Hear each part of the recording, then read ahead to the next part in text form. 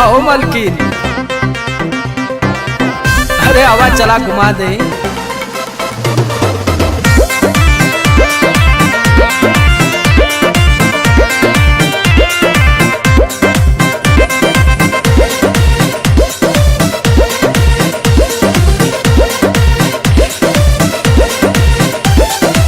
चलो ना जानू आज पटना घुमा दूं। अच्छा, चल के बजरिया में शॉपिंग करा दूं।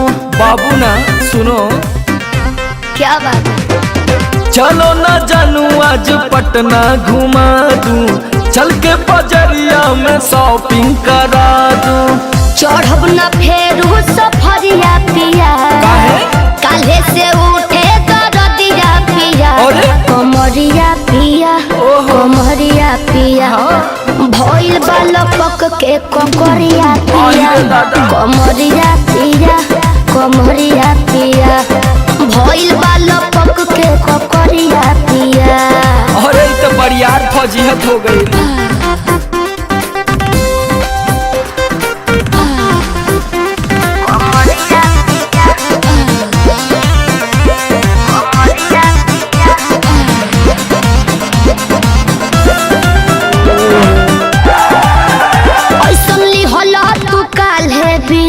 राजा जी लागे भइल बा कमरिया की रेख राजा जी, बुझो नहीं? बुझाता बुझाता, सुना नहीं रहबू संभर के गोरी तमनवा चिहुकबे करी। जति जोश में खो देबू होश कमरिया मुरुकबे करी।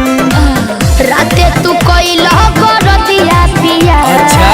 पोरे पोरे हो खता दरदिया पिया, कैसे? कमरिया पिया, अरे। कमरिया पिया, भइल बालपक के ककरिया पिया, देखाओ तो। कमरिया पिया, कमरिया पिया, भइल बालपक के ककरिया पिया। पिछला उस सीजन में तो यह नाटक रहे।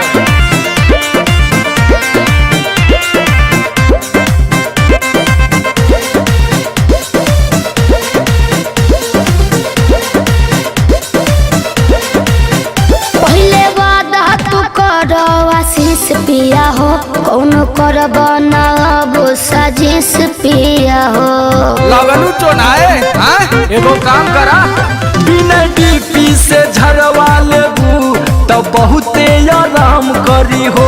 जब दबी है कमर समर दवाई नियन काम करी हो। बुझाइल? ले आवई मदन हरदिया पिया, आग बगली तबे नु जाई सरदिया पिया, हाँ ना? कमरिया पिया, वाह। कमरिया अरे पिया, जिया।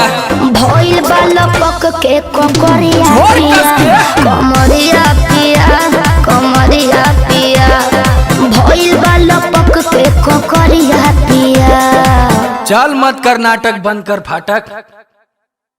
हेलो गाइस, हेलो गाइस, तो बजरंगी सुपर कॉमेडी का वीडियो आने वाला है, आप लोग जरूर देखें और लाइक सब्सक्राइब और फॉलो जरूर करें। और ये देखिए मेकअप वेकअप सबका तैयारी लेके आए, ये यहाँ पर देखिए, और शेयर करना ना भूलें।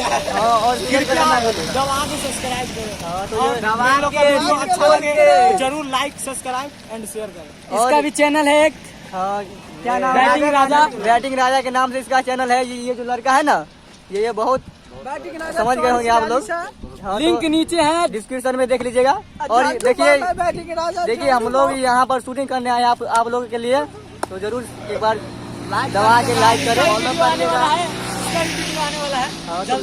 हाँ, इसका गंगा नहीं लेवानी, यही पर आने वाला है, तो शेयर करिए।